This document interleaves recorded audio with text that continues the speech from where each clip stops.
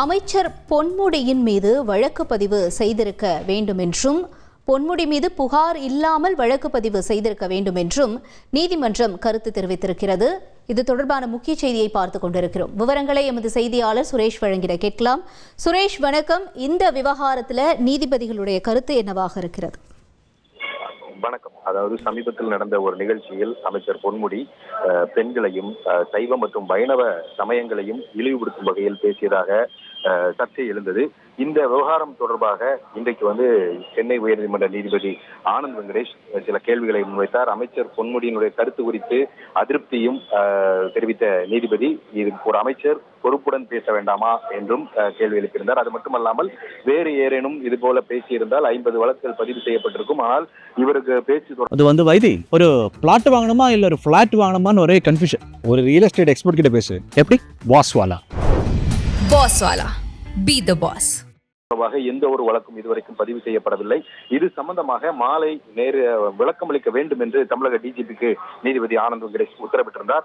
இதன்படி பிற்பகல் மாலை இந்த வழக்கானது மீண்டும் விசாரணைக்கு எடுத்துக் கொள்ளப்பட்டது. அப்போது டிஜிபி தரப்பில் தமிழக அரசின் தலைமை வழக்கறிஞர் ஆஜராகி தனக்கு கருத்துக்கு அறிவுறுத்தல்கள் வந்திருக்கின்றன, அந்த அடிப்படையில் இந்த தகவல்களை தெரிவிப்பதாக கூறி 5 புகார்கள் இந்த அமைச்சருக்கு எதிராக அளிக்கப்பட்டிருக்கின்றன என்றும் அந்த புகார்கள் அதன் மீது நடைமுறைகள் துவங்கி இருக்கிறார் அரசு தலைமை வழக்கறிஞர் தெரிவித்தார்.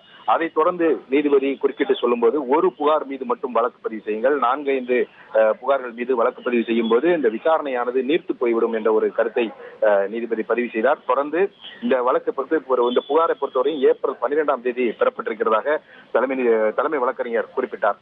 அப்போது குறுக்கிட்ட நீதிபதி, இந்த விவகாரத்தை பொறுத்த வரைக்கும் உச்சநீதிமன்ற உத்தரவின் அடிப்படையில் புகார் இல்லாமலேயே காவல்துறை தாமாக முன்வந்து இந்த வழக்கை பதிவு செய்திருக்க வேண்டும் என்று தெரிவித்தார். அது மட்டுமில்லாமல் இந்த புகார் அளித்தும் இதுவரைக்கும் என்ன நடவடிக்கை எடுக்கப்பட்டிருக்கிறது? புகார் அளித்த உடனேயே இந்த வழக்கானது பதிவு செய்திருக்க வேண்டும், அதை விசாரித்திருக்க வேண்டும். தாமாக முன்வந்தே இந்த வழக்குல வழக்கை பதிவு செய்யக்கூடிய வகையில உச்சநீதிமன்றம் உத்தரவிட்டிருக்கக்கூடிய சூழல்ல இதுவரைக்கும் நீங்க வழக்கு பதிவு செய்யாததே நீதிமன்ற அவமதிப்பு செயல் என்ற ஒரு கண்டனத்தை நீதிபதி பதிவு செய்து விசாரணையை 23ஆம் தேதி, அதாவது ஏப்ரல் 23ஆம் தேதி தள்ளி வைப்பதாகவும், அன்றைய தினம் இந்த புகார் மீது வழக்கு பதிவு செய்திருக்க வேண்டும், அந்த வழக்கு பதிவு செய்த விவரத்தை நீங்கள் நீதிமன்றத்தில் தெரிவிக்க வேண்டும் என்று கூறி இந்த விசாரணையை ஏப்ரல் 23ஆம் தேதிக்கு தள்ளி வைத்திருக்கிறார்.